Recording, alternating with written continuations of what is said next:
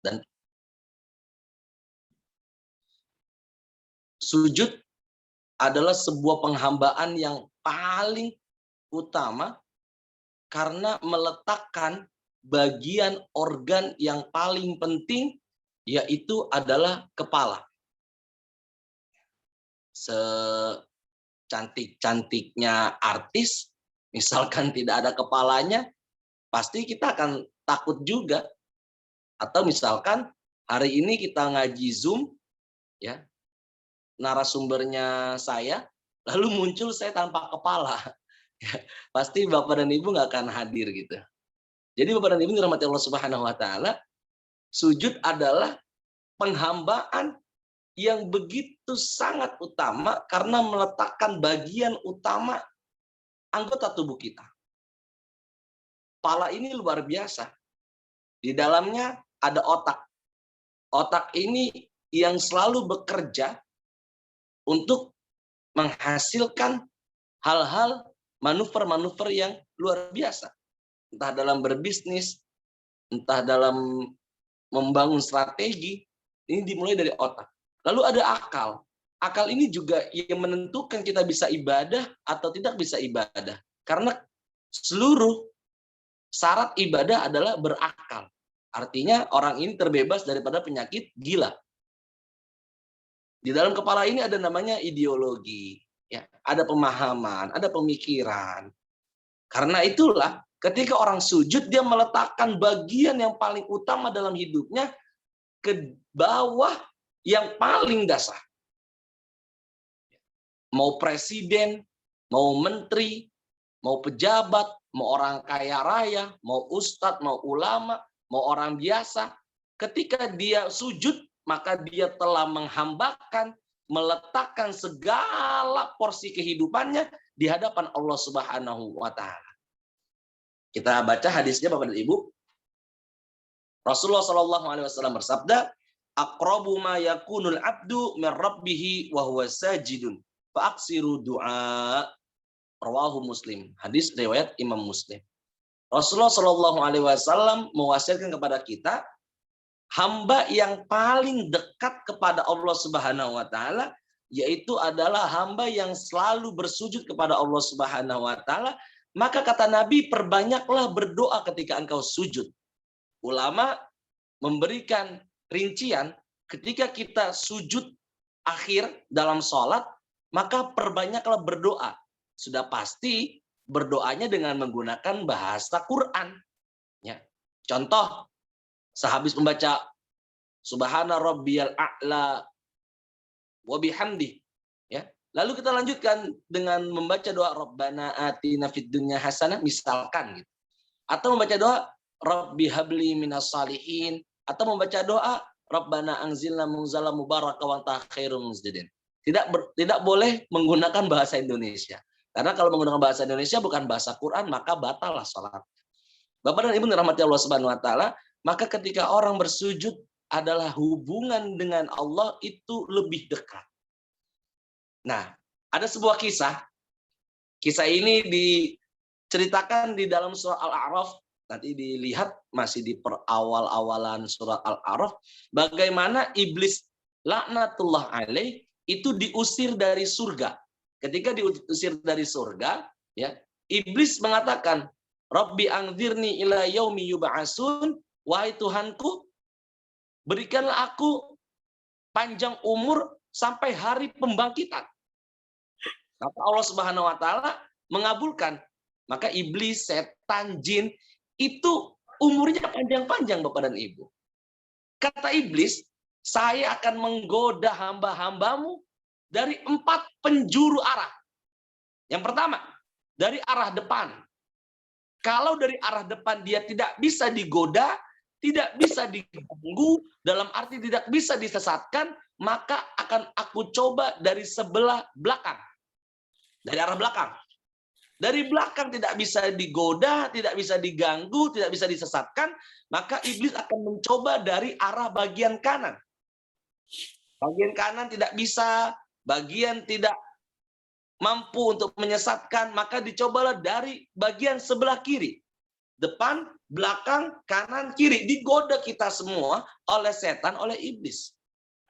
Tapi iblis lupa. Ada dua tempat, ada dua arah yang iblis dan setan tidak sebutkan. Yang pertama, yaitu adalah atas. Yang kedua adalah bawah. Nah, kalau iblis menggoda dari depan, belakang, kanan, kiri, iblis lupa Bapak dan Ibu, dia tidak menyebutkan dua arah yaitu atas dan bawah. Artinya, kalau di bagian atas, berarti orang ini selalu berdoa kepada Allah. Tidak akan mungkin bisa digoda karena hubungannya dengan Allah dekat. Kalau dari bawah, tidak akan mungkin juga bisa digoda, bisa disesatkan, karena orang yang selalu sujud, artinya berada di posisi yang paling bawah, iblis tidak akan bisa. Nah, jadi ketika kita sujud, Bapak dan Ibu, itu salah satu agar kita tidak terhindar daripada godaan setan dan iblis. Nah, perlu kita ketahui, setan ini bukan yang berbentuk seperti yang kita lihat atau kita tonton, ya. Kalau yang kita tonton, yang kita lihat itu Bapak dan Ibu, itu namanya jin. Nah, kalau setan itu, ya, dia menggoda kita. Contoh misalkan, kita hari ini mau puasa sunnah. Nah, kira-kira Bapak dan Ibu puasa sunnah nggak tadi? Puasa sunnah Syawal, ya, 6 hari. Yang kemarin kita jelaskan pahalanya seperti puasa 1 tahun penuh. Seharusnya kita udah niat dari malam berpuasa untuk puasa sunnah Syawal. Kata setan yang selalu menggoda kita, jangan puasa sunnah. Nanti kamu kalau kerja kecapean. Itu es kelapa enak siang bolong loh. Itu teh pucuk enak loh, dingin-dingin diminum.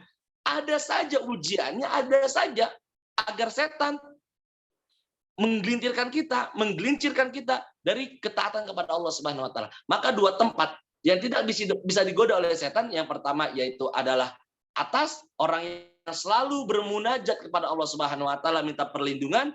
Yang kedua adalah bawah, artinya orang ini selalu bersujud kepada Allah Subhanahu wa taala. Jadi ketika kita sujud Bapak dan Ibu, itu paling enak loh. Coba nanti kalau salat malam itu sujud, berdoa, ya Allah, indah, nikmat, minta sehat, minta dimudahkan urusannya, ya. Bapak dan Ibu yang dirahmati Allah, kita baca hadis yang kedua, ya. Ada sebuah kisah juga yang diceritakan di dalam satu hadis, yaitu sahabat Rabi'ah bin Ka'ab. Ini salah satu pembantunya Nabi SAW. Sahabat Rabi'ah ini, ya, adalah orang yang selalu bersama Rasulullah karena dia menjadi pembantu di dalam rumah Rasulullah SAW. Ya, dia ini punya kerjaan yaitu adalah menyiapkan air wudhu untuk sholatnya Nabi. Ya, ada kajian kan, yang isinya orang yang COVID juga. Peserta ini juga. Itu belakangnya selimutnya sama. Kata Nabi, ya, mintalah kepadaku. Fakultu, maka kata pembantunya Nabi, as'aluka murafaqataka fil jannah. Ya Rasul, ini kata pembantunya Nabi, aku cuma pengen di sorga bareng sama engkau. Jadi Nabi bilang sama pembantunya, engkau mau minta apa? Ini majikan kalau kayak begini luar biasa nih, ya. Contoh kita punya pembantu di rumah, ya. Tiba-tiba kita bilang, teh, atau kita panggilnya Mbak, kira-kira bulan ini mau dibeliin apa? Itu majikan luar biasa sekali, baik banget gitu, ya. Kata Nabi juga sama. Wahai Ka'ab, pembantuku, kamu pengen apa? Mintalah kepadaku. Kata Ka'ab nggak minta unta, Ka'ab nggak minta ladang kurma, Ka'ab cuma minta, aku minta agar dekat kepadamu di surga, bersahabat di surga bersamamu ya Rasulullah. Faqala, kata Nabi SAW, awa ghairu dzalik, nggak ada yang lain, ya, cuma itu doang, nggak ada yang lain. Kultu huwa zaka, kata Ka'ab pembantunya Nabi, iya itu aja. Ya. Qala, maka Rasulullah SAW bersabda, fa'inni ala nafsika, maka aku, ya, menganjurkan kepada diriku, ya, atau kepada dirimu, bikas roti sujud, agar engkau memperbanyak bersujud. Masya Allah. Jadi orang-orang yang suka bersujud itu adalah orang-orang yang nanti bersahabat dengan Nabi Shallallahu Alaihi Wasallam. Saya punya sahabat anggota DPR, anggota DPRD. Saya punya sahabat orang pebisnis yang sukses. Kita begitu senangnya punya sahabat orang-orang yang terpandang. Tapi apakah kita tidak mau bersahabat dengan Rasulullah SAW di surganya Allah Subhanahu Wa Taala? Nah, kalau mau Bapak dan Ibu dan saya dan kita semua perbanyaklah sujud. Artinya perbanyak sujud, perbanyaklah sholat 5 waktu, sholat sunnah, ya harus dikerjakan. Maka orang-orang yang memperbanyak sujud adalah orang-orang yang dekat dan nanti bersahabat dengan Rasulullah SAW. Hadis yang terakhir, manfaat sujud, ya, yaitu adalah Rasulullah SAW bersabda, "Alaika bikasratis sujudi lillah." Hendaklah kalian memperbanyak sujud untuk Allah Subhanahu wa taala. Fa innaka lam tasjuda lillah sajadatan. Kalau engkau bersujud kepada Allah Subhanahu wa taala satu sujud saja, Allah akan rafa'aka, mengangkat kalian biha darajat, 1 derajat. Kita satu kali sujud, Allah angkat 1 derajat. Wa hatta anka biha khati'atan. Dan Allah akan gugurkan 1 kali sujud 1 dosa. Rawahu Muslim. Hadis diriwayatkan oleh Imam Muslim. Bapak dan Ibu dirahmati Allah Subhanahu wa taala, yang ketiga adalah manfaat untuk sujud, yaitu adalah Allah angkat derajatnya 1 derajat dan Allah akan ampunkan, gugurkan, hilangkan dosanya 1 dosa. Masya Allah. Jadi jangan bosan-bosan untuk bersujud. Ya. Coba deh, kalau nggak percaya, kenapa sujud itu istimewa? Bapak punya KTP, Ibu punya KTP. Yang paling ngeselinnya itu KTP saya fotonya jelek, padahal orangnya kan lumayan lah. Ya, fotonya jelek, udah jelek seumur hidup lagi. Nah, itu gambar di KTP atau gambar di SIM kita, itu kan muka kita, ya, wajah kita, ya, kan bukan jempol kaki di situ, tapi muka, wajah. Artinya orang yang sujud, dia tahu memposisikan dirinya, kepala dia, ya, meskipun istimewa, meskipun dibalut dengan pangkat, dengan harta dan kekayaan, tapi dia tahu diri kapan dia harus sujud dan kapan dia harus mengabdi kepada yang memberikan segalanya, baik pangkat maupun harta. Bapak dan Ibu dirahmati Allah Subhanahu wa taala, terima kasih atas segala partisipasinya. Selamat menjalankan sholat Isya dan jangan lupa insya Allah ya laksanakan esok yaitu puasa sunnah Syawal. Mudah-mudahan sehat walafiat. Saya ucapkan terima kasih kepada Pak Heri, kepada Ibu Desi, kepada Biro Humas Sofi dan Ibu Rista Wahyu Nugroho dan 71116. Terima kasih atas segala partisipasinya. Mohon maaf atas segala kekurangannya. Saya harus kembali ke masjid karena ada kegiatan tahlil, yasin dan membaca Maulid Nabi Shallallahu Alaihi Wasallam. Mudah-mudahan kita semua diberikan sehat walafiat. Dari 3 manfaat sujud, mudah-mudahan ayo kita bisa memperbanyak sujud kita. Kita baca doa, Rabbana atina min ladunka rahmah wa hayyi lana min amrina rasyada. Rabbana atina fid dunya hasanah wa fil akhirati hasanah wa qina adzabannar. Sallallahu alaihi wasallam Muhammadin wa ala alihi washabbihi wasallam. Alhamdulillahi rabbil alamin.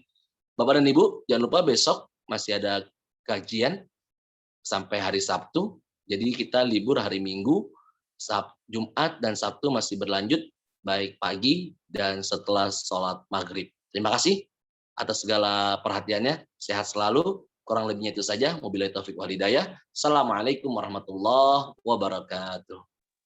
Terima kasih. Waalaikumsalam warahmatullahi wabarakatuh. Terima kasih Pak Ustadz. Apabila ada pertanyaan bisa langsung lewat WA saya ya atau ke Ustadz Zainal Arif. Terima kasih semua. Siap. Ya. Assalamualaikum. Waalaikumsalam.